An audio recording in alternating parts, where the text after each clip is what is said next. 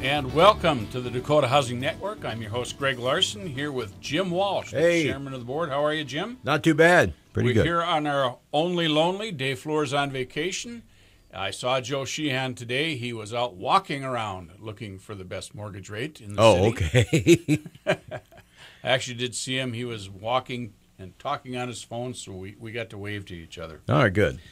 So let's talk about some interest rates. You know, this past week, the Fed raised the bond rate by 2.5 basis points, or 0.25%. Okay. And, of course, I had clients, and everyone's saying, well, there goes the mortgage rates. Mortgage rates are going to shoot right on up there. Well, they're going to go up a little bit. However, this week, they remain constant at 3.9%. So they have not reflected that rate. Mortgage rates are tied to the bond market somewhat, so they will normally follow the bond market. However, last time we had an interest uptick in the bond market, you may remember that mortgage rates went down. Right. So it doesn't necessarily follow. But this week they are at 3.9%. It's the same as last week. Might even be a tick down. I think they're 3.93 as I recall. But, you know, for all practical purposes, the same. 15-year fixed rate, it is 3.17%. And the adjustable 15-year rate is 3.14%. Okay. So for 0.03%, if you're thinking 15 years, folks, lock in. Don't give it a chance to go up, because when you have an adjustable rate, they don't adjust downwards very easily. Is that really a lot of difference? It doesn't sound like it would be. No. You'd notice on a $200,000 loan, that'd be nickels. No, okay. It's nothing. You wouldn't see it. So that's what's happening. There's a lot of talk, Jim, about Fannie and Freddie again out in D.C. They want to do some renovation on it. They want to redo it. They want to rework it. They've been threatening to do this for a long time. For the last few years, if you don't know, folks, Fannie Mae and Freddie Mac are the two government entities that hold loans. They buy loans from private investors, and they hold them because very few investors can stand with a 30-year mortgage or 30-year commitment. And so Fannie and Freddie buy them and back them up. Freddie Mac is the one that does most of the reporting. So they've been in receivership since 2008 because they lost a bunch of money when the mostly secondary vacation home market collapsed in 2008. But the real estate industry did take a dive along with the general economy. So they've been in receivership. That means that the federal government bailed them out. Well, since then, Fannie and Freddie have both paid back the loan that they got from the federal government in spades. Oh, good.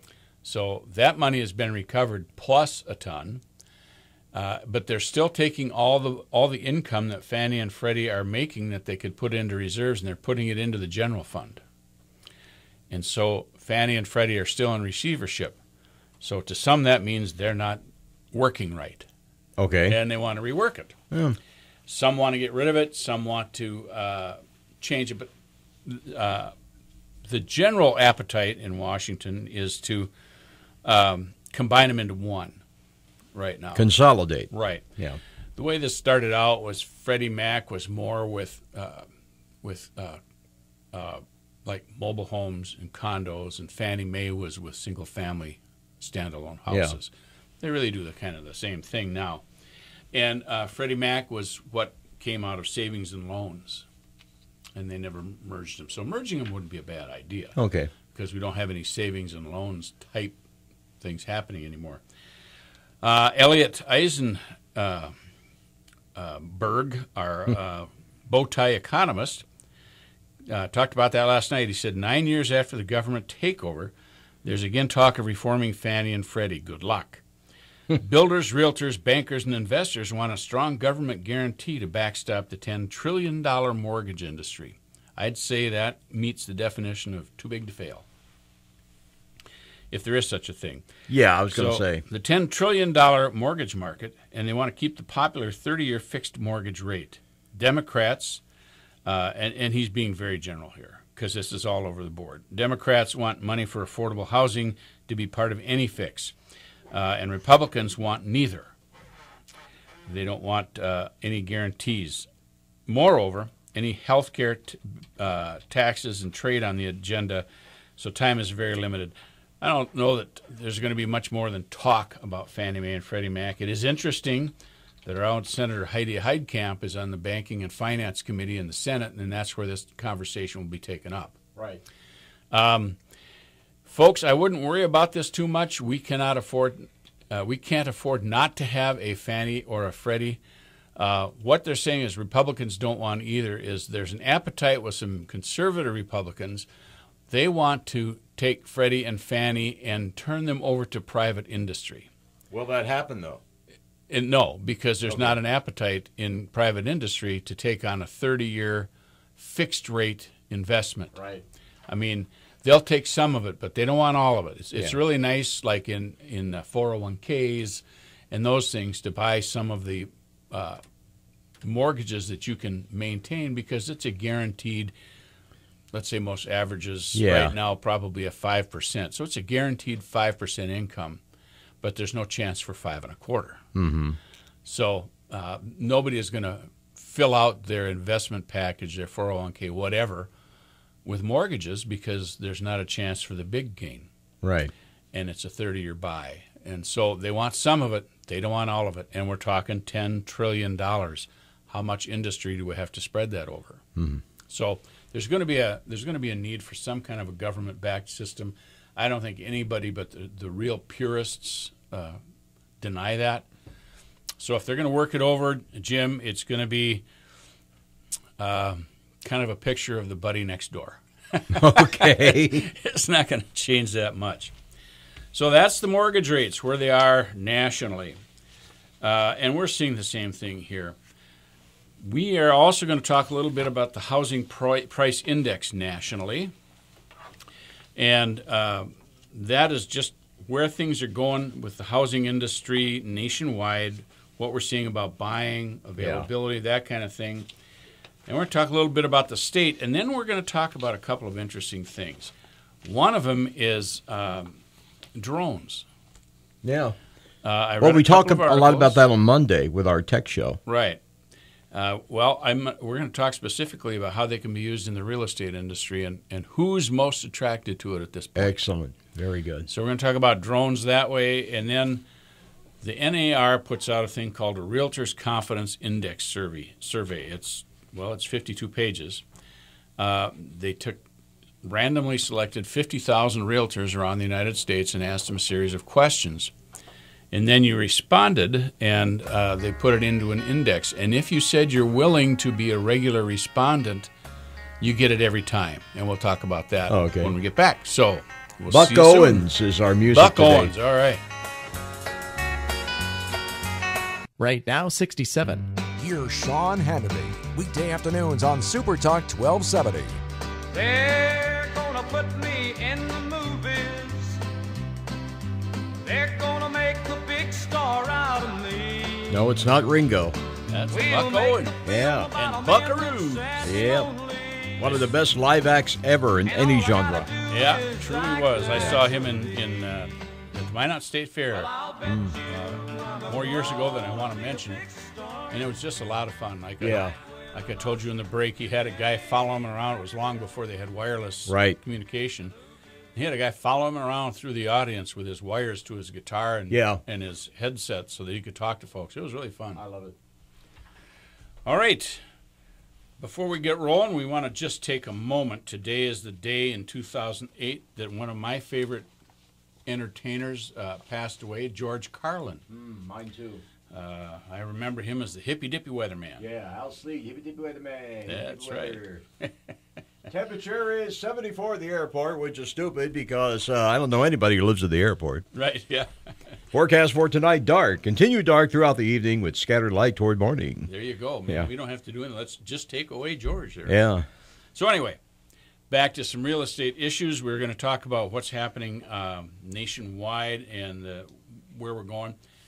We have a robust market in many parts of the country where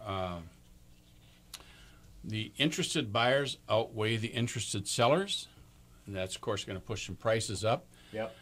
Prices are back up to where they were just before everything fell apart in 2008, folks. But I wouldn't say there's another boom and bust, or there's not a bubble out there, because the bubble was created by upside-down loans on second homes, and that's what really crashed the market. Right. This time, there's no upside-down loans because they're illegal, and there are the secondary market is not exploding like it was. People are buying investment homes, but for the most part, what we're seeing is occupied homes. Are people just being more careful? Yeah, I think so. That's good. There's a lot of people, and interestingly, even though the home sales are robust and considered to be so, the percentage of people owning homes is the lowest it's been in 50 years. Right. And so some of this is catch-up. People still want to own homes. It's difficult to get the money to buy a home right now because of student debt issues for some. Yeah. But there are some programs coming that will help that out. But home ownership will move back up because we do have a taste to buy more than there is to sell. So that'll be good. In North Dakota, that's not quite the case. Oh. We did not have the bubble burst here. Yeah, it wasn't as drastic here. It really wasn't. We just kind of shot right through it because of oil. Yeah, the oil kind of buffered everything. Yep. So in North Dakota, as of the end of May, we are numbers of units sold in North Dakota is up 13.2%. So that's good. The price report, the average price of a house sale is up 1%. The median sale is up 1.9%. So things are growing. That looks good. If that continues, we'll end the year at about 3%, which is a pretty good, healthy market right now. Days on the market report, we've actually gone up 2 days, and that's not a bad thing. We're still in the reporting stage now. We're talking 88 days now, an average of 93. And if you look at the national averages, the numbers they call on the market are significantly less than this. This is days to close, how we report it in North Dakota. They report it from when someone puts it on the market till someone says, I'll buy it. Okay. So a different dynamic there. So it isn't 3 months that your house is on the market. It's 3 months that it takes from the time you put it on the market till it closes. Right. It changes hands here. Well, that makes sense. Yeah, so North Dakota's looking good. The numbers are good. We're talking in Bismarck-Mandan. The numbers of units sold is up 11%. And the year-to-date change is off 6%. So that's, not a big deal. And our average list price is off. Our average sale price is off slightly. We've talked about this before. Jim, this is the expensive houses that we have. We do have a large inventory of houses, say $450,000 or $500,000 and up to sell. And so that's skewing those numbers. So that's all good. The reports are good in Bismarck-Mandan. Comparing this May to last May, the numbers of units, as we said, sold are up. The average price is slightly down. Where we're really taking a beating right now, and just because we don't have the homes on the market, Bismarck rural is well off, and Mandan rural is well off. The index, like 32% off, 71% off, respectively. It's just because there aren't homes out there for sale right now. So the numbers of units don't reflect that. When you look at the average list price and the average sale price, are actually just the same as they were last year for all intents and purposes. So we are off a total of 5% in list price and off of a total of 5% in sold price. And again, that's the upper levels skewing that. And outlying towns are well off. And so, again, that will pull those numbers down. So that's the real estate market. It's a steady market right now, which is good. The nationwide house price index, we talked about that. The big deal there is what they're projecting. We're projected to appreciate 0 to 3% in North Dakota, and that's the same as our surrounding cities, except South Dakota is on track to appreciate at 3 to 6%. That's because Sioux Falls is exploding. Whoa. And Sioux Falls is a big enough town in South Dakota that will skew them up. Why Sioux Falls? Any particular reason? Sioux Falls is becoming it's growing like crazy because the medical factors are growing like crazy. Okay. The schools are drawing in more people. They have 3 colleges there, and all 3 of them are in a rapid growth mode. Okay. And then also there's some industry that's coming in there, a couple of new factories opening. Right. It's kind of like Fargo in a way, but Sioux Falls is an attractive place for people to be, and so it's growing rapidly and is expected to continue for a while. That's the home court, for Sanford. Okay. And Sanford is working very hard at becoming the Mayo of the Prairie, although Mayo is also on the prairie. Yeah. But they want to be Mayo West, if you will, and they're expanding those specialized services and things. And so that's driving a lot of it. Yeah. But it's a good prairie town right now. It's doing very well. Great. And so that's what really, it's Sioux Falls that is pushing South Dakota's numbers up. Minnesota is the same as North Dakota. Montana is the same as North Dakota. So we're in a good area. Iowa is going to be down from that, but the 4 states around us, we're all looking really good. Good. So it should be a good, stable market. The interest rates are good. They're not going to they're going to follow the bond rate because they do eventually. But the last 2 times we've had a bond rate increase, mortgage rates have actually declined slightly or held steady. So Well, you're saying a stable market, not a lot of flux going on. right, yeah. If you can, it's not like some of the stock market, but if you get a steady, regular 3 to 5% appreciation in your home, you not only have your shelter, you have some tax breaks, and you have an investment that's making you money. So it's kind of a 3-pronged approach. So there's the statistics in a nutshell. So what's fun? What's fun? What's fun? Well, a lot of things are fun. Yeah. We're going to talk about drones. Drones are fun. Yeah, they are. You talked about drones on Monday on tech and all the On a regular basis, we applications. talk a lot about it. We have a show on Monday called The Tech Ranch with a fellow named Marlo Anderson, who's a local guy who is very tied in with the high-tech community. And he travels around. He goes to Las Vegas for the consumer electronics events.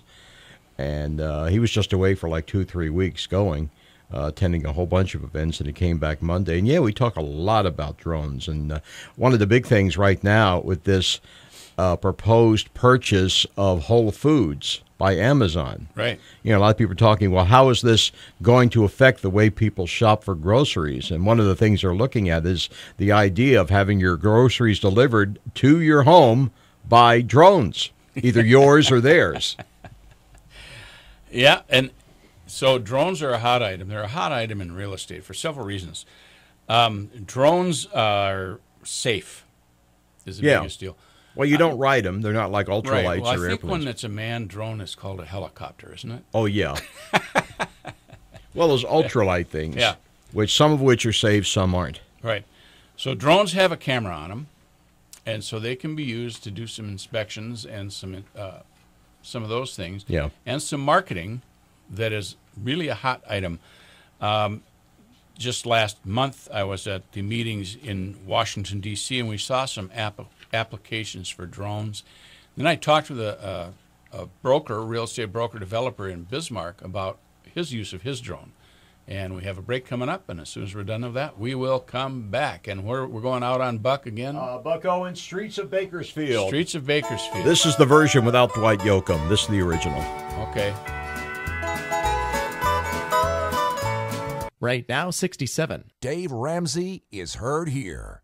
Super Talk 1270. I've got a tiger by the tail, it's plain to see.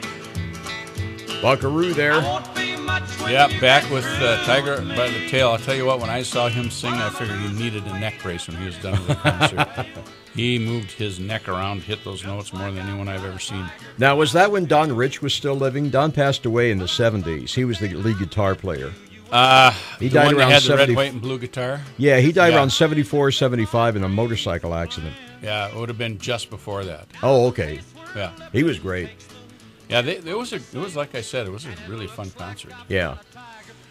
So we're talking about drones and how they're going to be used in real estate. A drone, as you know, is an unmanned aircraft that can fly up to, I think, 450 feet without being having to fly a flight plan. Yeah. It used to be that you needed to be a pilot to fly them. And I think if they're a certain size, you have to still. Right. But you have to be certified and you have to be licensed to fly a drone commercially. We're not talking about the little hobby drones, that the kids fly out on the sandbar. Yeah. So people have been anxious to use these drones in real estate for mostly marketing in a long time. So one of the guys that has been involved in this in Bismarck from the get-go actually sort of had to put the brakes on because FAA hadn't allowed it yet when he wanted to start doing it, and he had to sit and wait for a while.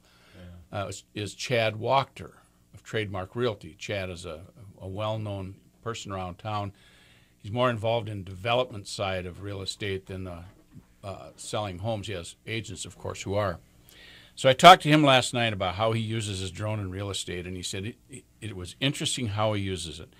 It's very effective for commercial real estate because you can get up above it, look at the quality of the parking lot, look at the built-up roof, what kind of shape the roof's in, get an idea for the layout of the lot and property. And so he uses it for that, for people that are interested in commercial real estate. Yeah. He also uses it in a new development because there's so many programs he can put into it now. He can actually fly his drone over a lot that he's looking at developing into a development and then get topographical photos off of it. Yeah. So you see the lay of the land. So then when he starts designing where houses should go and streets should go, where the best places for the stormwater drainage off the surface of the lots, where's the best place to run water lines and things like that. The drone is a very much more accurate view of that property than he can get off of satellite imagery. Oh, I would imagine. So he uses it for that, which I thought was interesting. The other thing is he has rental property. Yeah. And he has a development property that have covenants. And he needs to inspect those. But if you have someone who's not following the rules, you have troubles walking onto that property. You may have the legal right to go onto that property to do an inspection of a fence or a shed, whatever it would be, right? To see if they're following the covenants. And he uses his drone for that. He doesn't have to step in the guy's property. Yeah. He's perfectly within his legal rights to fly his drone over and take a look. And so he has used it for that. And he said it's very effective for that because he doesn't have to tick. And he said most of the time there's nothing wrong. Nobody's doing anything. Oh, yeah. There's a complaint that isn't a complaint, but you got to check them out. He said, so now instead of causing issues with the guy who hasn't done anything, you can just go take a look with his drone. It's all good, and he goes away. Yeah. And then he's also been using it kind of as a favor with folks, agricultural folks. He's doing a lot of it right now with people who know he has a drone. Will call him and say, can you fly over my fields? I just need to see what kind of shape they're in, and you can't see all of it by driving around. And so he's just been doing that as a favor for folks, flying over their fields so they can take a look at it. Mm-hmm. So that's interesting. I was just at a board meeting, and we had a talk about drones, some of the programs you can get in them now. You can get a camera on a drone that sees in 16 colors. Humans see in 3, the primary colors. This camera sees in 16 colors. And they didn't have the demonstration video there, but they have the ability to look at a house, see where the air leaks are, see what temperatures are having, see if there's a leaking window, seeing if there's a crack in the foundation. Just by seeing this many colors, they can see. It's like a thermal imaging on steroids. They get a really good, solid look at what's going on. And so That's another way that drones will be used because they can do that in such a hurry. Yeah. And it's expensive to do thermal imaging, and this may change all of that. The other place where they're going to be used is marketing. Chad said that he'll do pictures for someone and then give them the tape or the SIM card. Right. And then they'll take it to a production and they'll put together a drone image of the house. Oh, okay. He said it's pretty expensive.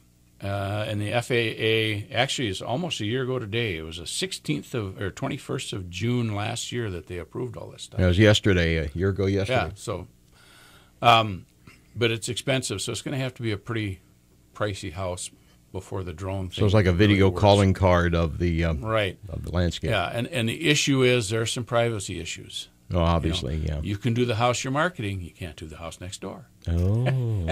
So there's some of those things to be worked out, but drones have an issue, will have a real spot in real estate. Where they're going to be most used, I think, and who seems to have the most excitement about it, is home inspectors and appraisers. That makes sense. Appraisers have to get up on a house, look at the roof, look at the chimney. Inspectors have to do the same thing. Mike Wilson, who comes on this program and talks as an inspector, fell off a roof once because of ice and was banged his foot up real good. And I know of an appraiser who had to retire, basically, because the same thing happened to him. He had a ladder slip out from under him. Oh, it's no joke. People have died falling off these buildings while they're trying to inspect them. Yeah. And you can only look from the ground or look from a ladder, you know, when you're doing this stuff. Well, if you have a drone, you can set the height and circle the building and get a good look at all the siding. What kind of shape is it really in? You look at every nook and cranny. Right. Yeah. And the same thing on roof attachments. They can go up, move around, take a good solid look at it. They can film the whole thing, so when they're done, instead of spending an hour and a half walking a roof, they can zip that drone around in about 15 minutes, go home and look it on a screen safely and have a better idea of the condition of the roof or the siding or whatever. Sure. Right off the bat. And if there's any dispute, the evidence is right there. Yep. Plus, they can fly the thing over the boundaries of the house and the lot and then print out, because they have to print out footprints and all that stuff. Yeah. And do that in a much faster, much more accurately from a drone. So I think we're going to see it there more than in marketing. It will come with the marketing, but I think it's more of all the ancillary things. So if I'm an appraiser or a developer or an inspector, I'm going to like drones. They're going to be cool. Yeah. Plus, it's kind of neat to see someone flying around your house, Yeah. Yeah, it would make your job a lot easier, a lot less. It removes safer. I was going to say removes the physical risk. Right. Yeah. So that's my deal on drones. I talked with Chad, and I think we're going to have him in here at some point in the next couple of months. We're going to talk about the developing that's going on in and around Bismarck. Yeah. And he'll probably give us some more information on the drones. So that's drones in a nutshell. They're just coming up. They're going to be busier. My first experience with the drones a few years ago when my grandson was playing high school football, and they were playing a team at that team's facility, and it's more of an agricultural community than Bismarck is. Sure. And at the halftime, some kid had a drone, and it wasn't a little drone. It was probably 2.5 feet across, square. He started flying around the football field. And then he was buzzing. Of course, my grandson's team were the guests, so he was buzzing and filming their huddles and stuff. In the second half, pretty soon here comes County Mountie in there. Yeah. They invited him to stop. Please stop. Yeah, but we would hate to have to do something. Yeah, everyone's getting a kick out of it. Yeah. All right, so the last deal we're going to talk about is the Realtors Confidence Index Survey. I talked about that a little bit. We have 1.1 million realtors in the United States. They selected 50,000 and sent out a survey. All right. If you responded, you could say, send the survey to me every quarter. Yeah. But send me the survey, I will answer it. Because they were looking for a group of at least 5,000 people the same people who would consistently answer the survey. Yeah. So that they had, kind of a database to start with. Well, I just was lucky, one of the lucky ones that got that. And so I started in on the survey, and I did that. And I've been answering it for 2 years. Well, I decided we just got our quarterly May 2017 is the first quarter confidence index survey out, and I printed it out. And it's 52 pages. It's very in depth, and it talks a whole lot about how realtors see their industry. And since this is the Dakota Housing Network, I thought it would be kind of fun to run through some of those stats. Yeah. So we're on about our last break. Yeah, we're coming up on the break now. So we can start that when we come back, and we're going to hear Buck Owens doing Together Again. Together Again. Obviously, I'm not Buck. Oh, Love's Gonna Live Here. I'm sorry. One of them songs. One of them other songs. Love's gonna live here again. Currently 70 degrees. The Red River Farm Network. Ag News is here on Super Talk 1270. Together again. There it is. Yep. My tears have stopped falling. Buck Owens. No particular reason. I just thought, I was trying to think of something a little off the beaten path musically. Nice day for Buck Owens. Absolutely. Are now at an end. There you go. Okay, so we talked about the Realtor Confidence Index. This is a study that's been going on for 2 years, and so they can track it. It's a really in-depth deal, so we're not going to talk about all of it. Basically, this is realtors' opinions of low inventory, multiple offers, shortages, and that's a short sale, mortgage issues, tight inventory, appraisals and appraisal issues, all of that. And so let's talk first about delays in financing. Obtaining financing is still the top cause of delay in the issue cited for respondents when the NAR first cracked this indicator. It just takes a long time now from what it used to get financing. And a lot of that is due to waiting for an appraisal. And I'm not here to fix blame on anybody. It's a national issue, so it's not just North Dakota. Appraisals take a while. A couple of reasons. Appraisers are super regulated. The Dodd-Frank has really tied their hands on what they can do, how they can do it, where they do it. And if I were an appraiser, I would be very careful to make sure I had all my T's crossed and my I's dotted because of the fines that can come down and the reviews. So that stretches the financing out, and that's frustrating for realtors, obviously. It's frustrating for buyers and sellers. Some of the other deals is underwriting has gotten much more involved. They're taking a much more, instead of, they used to just take a look at can they make the payment, and if they can, they'll approve it. Again, now banks are held responsible for the loans that they write, and that falls on the undertakers. So it's the underwriters. Sorry, folks. But it does fall on the underwriters to make sure that the loans are legit, that they're legal, and that the bank is protected. And so they're spending a lot more time and asking a lot more questions. So that's just the nature of the beast that we're living in now. Some of the other things that we're talking about, they would like to see closing days quickened. And so there's a study now, the National Association of Realtors is looking into that a lot. Sellers are offering much fewer incentives than they used to. Again, we talked about it earlier. The inventory is tight because there's not spec homes being built because it's a high-risk thing, and we have more buyers than sellers. And so sellers don't have to offer incentives to sell their homes, and so they're not, clearly. One of the things that they are doing that is up 80% in the last 2 years is warranties. I'm sorry, 88.1%. I misread that. So, but homeowners' warranties, it's like an extended warranty in a car. It covers your electrical, your heating, your mechanical, plumbing systems, all of that. Protects those things for a period of time after you buy the house.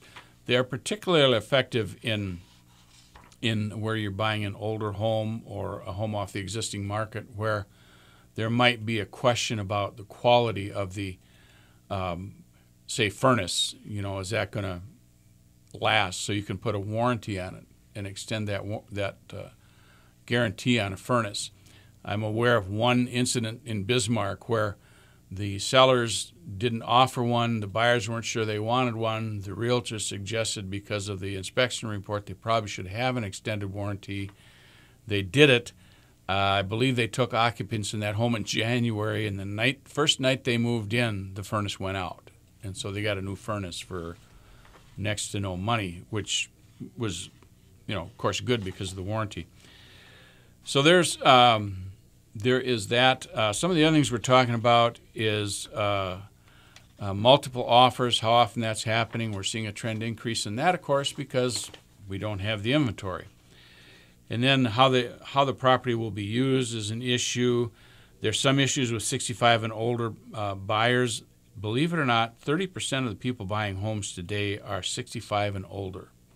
It's the largest home buying market other than the millennials, folks under 35. And that's a downsizing thing. It's interesting that it's happening. A lot of people used to be when you had your home paid for, you stayed there.